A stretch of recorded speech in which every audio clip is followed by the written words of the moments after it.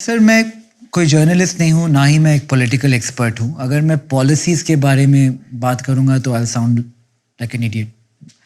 इसके लिए शायद बहुत सारे मोर एक्सपीरियंस लोग हैं। But if I go back to failure, क्या आप और दे सकते हैं? और उनसे आपने क्या सीखा फ्रॉम फेलियर्स? बचपन में भी हो सकता है, सीएम के टाइम में, पिछले 10 साल में। वैसे मुझे सेटबैक तो बहुत आए हैं। अब जैसे मैं छोटा था, शायद प्राइमरी स्कूल में पढ़ता था, मुझे एग्जैक्ट याद नहीं है अभी। और हमारे राज्य में शायद कोई सैनिक स्कूल शुरू हुआ। अब मुझे अखबार पढ़ने की आदत थी, तो अखबार पढ़ना मतलब एडवर्टाइजमेंट भी पढ़ता था, कोई था बस पढ़ना मतलब पढ़ना। तो मेरे गांव में लाइब्रेरी थी, लाइब्रेरी में चला जाता था। तो मैंने ये सैनिक स्कूल का पढ़ा।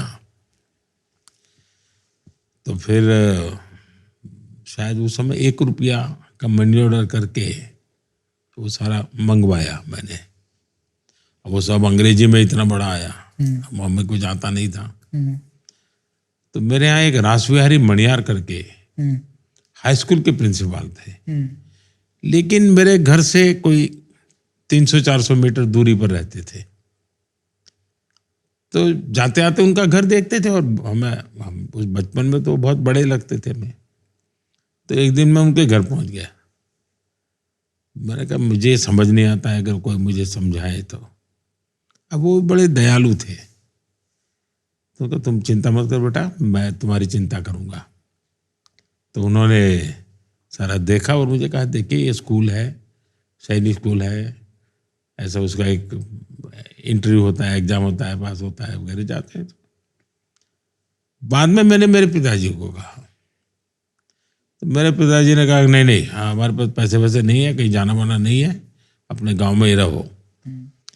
अब वो मेरे मन में पता नहीं, एक सैनिक स्कूल एक बहुत बड़ी चीज होती है देश के लिए, नहीं कर पाया। तो मुझे लगता है कि शायद वो पहला ही मेरे मन में एक सेटबैक आया कि मैं ये भी नहीं कर सकता हूँ। यानी जीवन में मैं से एक एक चीज देखूं। मुझे याद है, मेरे मन में इच्छा थी एक साधु जीवन जीने की इच्छा बड़ी, लेकिन मैं नहीं कर पाया। और मेरा पहला प्रयास तो था कि मैं रामकृष्ण मिशन में अपने आप को जोड़ूं।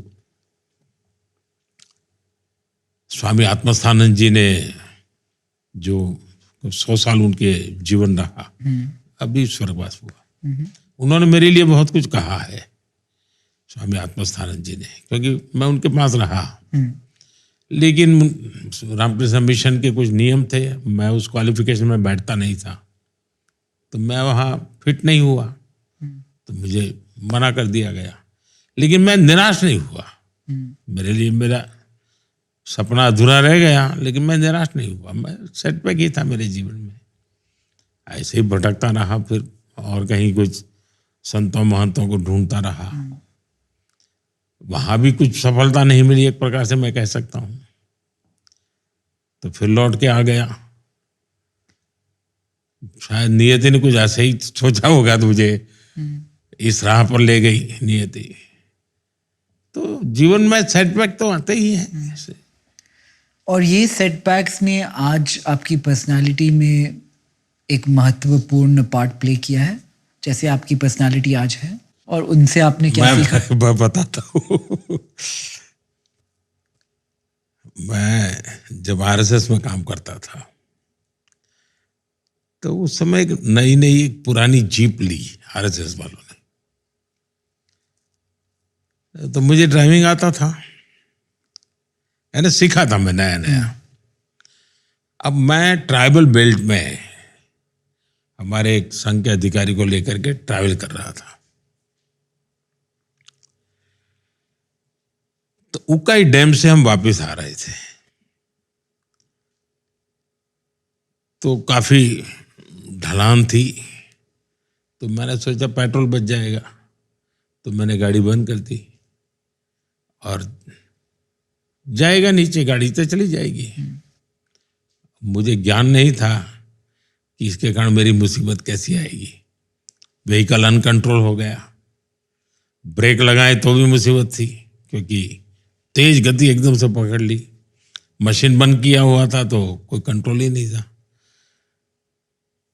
बच गए, लेकिन मेरे बगल वालों को भी पता नहीं चला कि मैंने ऐसा पाप किया है।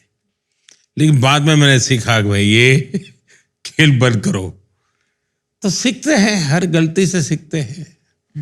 तो मैं बिल्कुल साफ मानता हूं कि अनुभवों से ही जिंदगी का जितना ज्यादा संवरना होता है वो अनुभव से होता है जी।